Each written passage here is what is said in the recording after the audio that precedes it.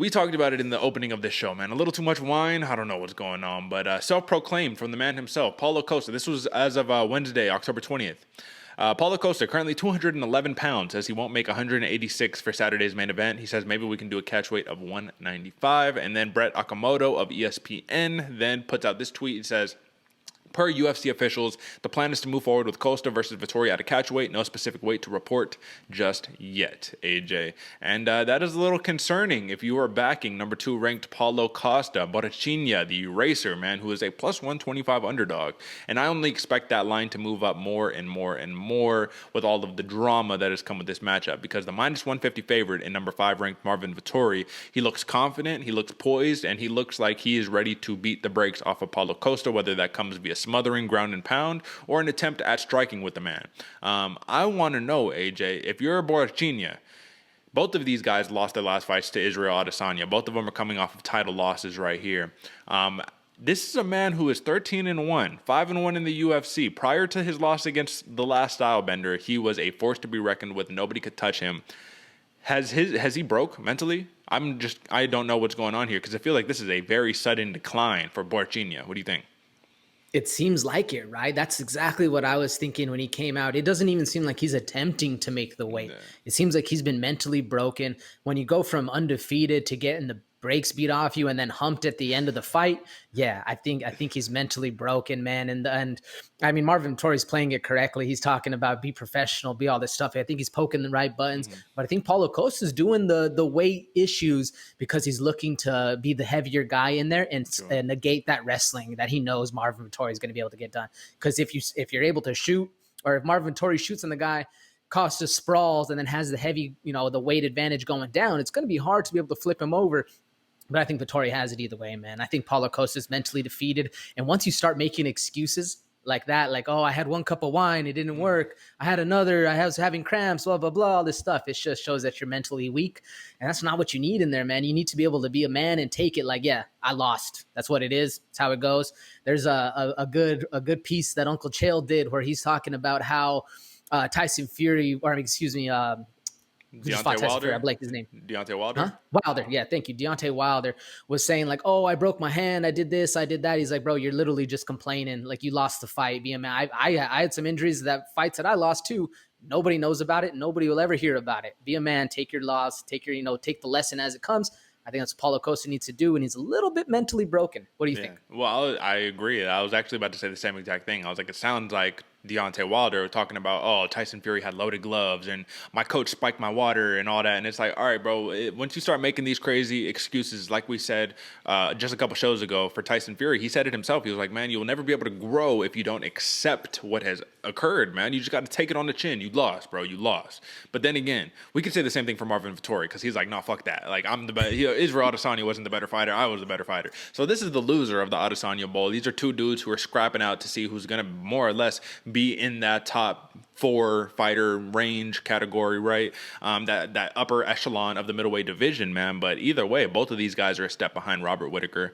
And when it comes down to it, man, this is a must-win for both of these guys, I think, because 2 losses back-to-back is going to be tough for both of these guys, even though they're both 4-1 in their division. Now, AJ, let's be honest, though. Paulo Costa gets in there, let's say, whatever, it's 195, 205, regardless. It doesn't even really matter the weight class. We know Borrachinha, when it comes down to it, man, all it takes is 1 shot from that man. All it takes is 1. But then Marvin Vettori's never been knocked out. So the underrated kicks of Costa are the thing that I think might surprise Vettori a little bit. Not surprised as if he didn't see it coming. But this man has very, underrated kicks, dude. Like, his kicks are legit. I know he's known for just punching you up and whatnot, but Costa can knock your block off, man. And he's a very aggressive counter striker where he's going to wait for you to strike and then come in with these big bombs. However, I always say this is my thought process, the overcommitment of Paulo Costa, where he wants to walk forward so much. I think that's just going to lend to Marvin Vettori doing what Derek Brunson did to Kevin Holland, or even what Marvin Vettori did to Kevin Holland, scooping him up on his butt. And listen, man, just use his opponent's aggression to get the takedown and then lay on him for 5 rounds. And will he be looking for the finish? I think there might be a little bad blood in this one, man. So I think he might be looking for that finish. But the thing that really makes me back the -150 favorite in Marvin Vettori here. He just has an unreal cardio, and I think his cardio is going to beat out Costa's cardio, especially because the man came ready to make weight. You got to think, if you can't make weight, your cardio is going to be an issue, right? I mean, that's the underlying factor right here. So let me hit over-under real fast. Over-under on this one is 4.5 rounds, plus 105 for it to go over 4.5 rounds, minus 135 for under 4.5 rounds. So the odds makers see a finish coming in this matchup, man. What do you think?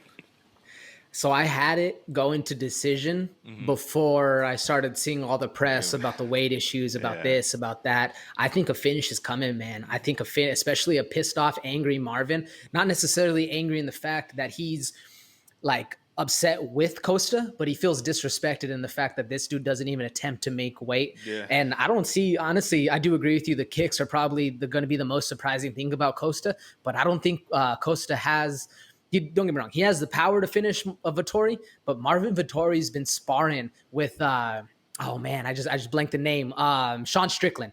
Okay. He's been sparring with Sean Strickland, man, and they've been going at some heavy rounds. You can watch the tape. These dudes have been throwing heavy leather at each other, and it's sparring. Like so that could either be good or bad. Either the chin could be a little compromised, or he can go in with the confidence knowing that I could take these cracks. Homeboy ain't gonna do nothing to me, especially a heavy Costa committing to everything. Those muscles are gonna get worn out. He's gonna get some lactic acid. I see a finish coming, and I'm going third round on this one. I'm going a little early. I think it's going to be a third round finish for Marvin Vettori. I'll just drop it right now. I'm going Vettori on this one, man, all day. No, right on, man. I think Paulo Costa has to get it done in the first round if he wants to win this fight, man.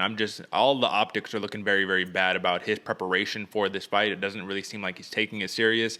When they asked him, it was just funny, man, because Marvin Vettori was like, how much do you weigh right now? And he was like, I'll tell you, but why do you want to know how much I weigh? And he was like, like, bro, we do weigh-ins, little things that, we're supposed to, like, fight in weight classes. Like, I don't know, maybe you fucking heard of it. Like, why do you think I'm coming out of left field here? Like, it's hilarious. You could watch the interview on that. It was like a joint interview, the same way he did with Adesanya, where they're just talking shit back and forth, man. So I do think it's going to be a motivated Marvin Vettori.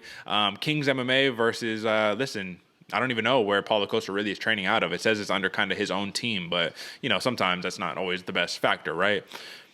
So, AJ, last thing that I got here is notable wins. I think that's the only thing that's left to talk about for this matchup, man. We know Marvin Vettori's game plan is going to be get the fight to the ground. Even if it's on the feet, I do think Marvin Vettori has a good enough chin to be able to withstand some of Costa's attacks.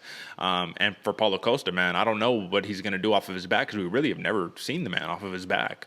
So notable wins for Costa. Yoel Romero, unanimous decision. That was a banger of a fight, man. That was such a crazy fucking fight. If you people go back and watch that fight. That was a crazy fight.